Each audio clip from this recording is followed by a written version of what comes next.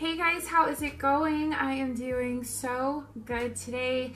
Thank you so much for watching Holistic Honey, where I give you all things self-care and love and light. Thank you so much for watching, and I want you to go ahead and subscribe so that you can get more self-love, self-care videos from me. I'm going to come to you guys and talk about your November intentions and intentions that you should set every single month and how you can do that. Let's get started. I want to pose this question. Why is it important to set your intentions every month? Why? Like, why? Because we do things and we don't really sit down and ask ourselves why we are doing it. A lot of things are very trendy, so a lot of people find themselves doing things that actually they serve them, but they're not really sure why. When you set your intentions every month, you are setting a roadmap that will essentially set the intention for the rest of the month.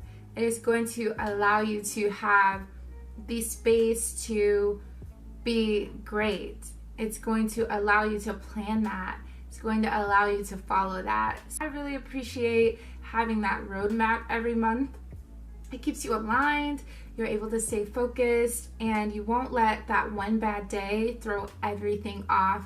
That's always the worst thing in the middle of the month. Maybe your car gets a flat tire and that throws everything off, and you're just like, okay, well, I'll wait until next month to start over. No. When you set that roadmap for yourself, you are allowing room for growth. You're allowing room for you to know that just because one bad thing happens, that it's not going to shape your world. I feel like when you set your intentions every month, it motivates you to take action. It forces you to be very specific with the things that you want. When I told myself that this month I'm going to the gym every single day, or I'm going to do something of fitness every single day, I get so excited about that, because I know that if I'm not feeling well one day, or I'm a little bit more anxious on one day, I'm going to be able to go back to my roadmap and be like, okay, but you need to get up and go to the gym. And when you go to the gym, it is going to allow you to feel better. It's going to increase your energy. You're going to be able to sweat all those toxins out. There's so many good things to that. And if I don't have that written down, or if I don't have that reminder, I might not be able to hold myself accountable. Intentions. When it comes to intentions, I believe that you should be able to say what you think you want, or write what you think you want, and then just go back and look and see if those things actually serve you. See if, you are trying to have intentions that aren't so good. Keep the good intentions. There's a lot. It's almost just like holding yourself accountable, being able to be like, okay, well, my heart isn't in a good place, or the way that I think is not in a good place, and I want to do better this month because maybe I was a little bit more emotional last month, but I'm able to change and do better. And I do think that it's a beautiful thing that we have life, and that we're able to get a second chance. And I believe in second chances so much, and I encourage you guys to give yourself a second chance on growth and healing and self-love. It's so much easier to commit to monthly intentions than it is to set intentions for the entire year. I see a lot of people now, they're like setting their intentions for 2019. In 2019, I'll have this. In 2019, I'll have that. I think that that's absolutely wonderful that people are thinking towards the future and really getting excited, but I want you guys to know that you can have whatever you want right now. You just have to set the intentions for it. You have to set your desires, you have to believe in your desires, and you have to know that it is going to manifest for you. You can't just look and hope that, when you have this, it'll be better, or when you have that, it'll be better, because there is no better time than now. I will continue to say that because I don't want you guys to miss out on opportunities to be better and to have a better life.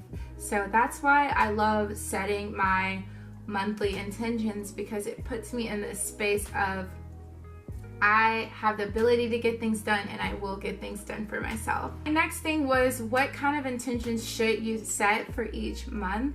I broke this down in 3 types of intentions. This is just from my own thought process. It's not scientific. You're not going to really find it in a book. You might find something similar somewhere else, but this is what helps me outline my intentions every month. There are emotional intentions, physical intentions, and inspired intentions. When it comes to emotional intentions, I feel like that's the point where you analyze where you are emotionally.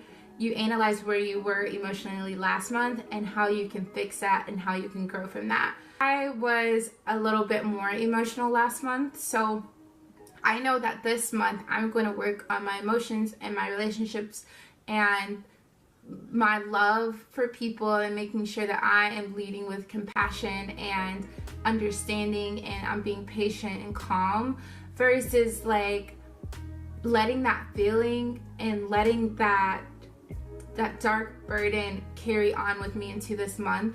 I love new months because I feel like they're just a new start, and I am just so thankful. Like, I wake up every morning and I have to get adjusted to life, and then I'm just like, wow, like I get to do this over again, and I'm very thankful for that. When it comes to physical intention, that would be more like your body goal oriented things, like things that you want to achieve for that month physically. Drinking more water daily, how much, like increasing your water intake, going to the gym every day, or doing a physical activity every single day and holding yourself accountable for that. Taking on a healthier eating lifestyle and being able to monitor what you eat, especially this month, guys. Like, it is November, that means it's Thanksgiving, and there's going to be holiday stuff everywhere, free candy everywhere, free snacks everywhere.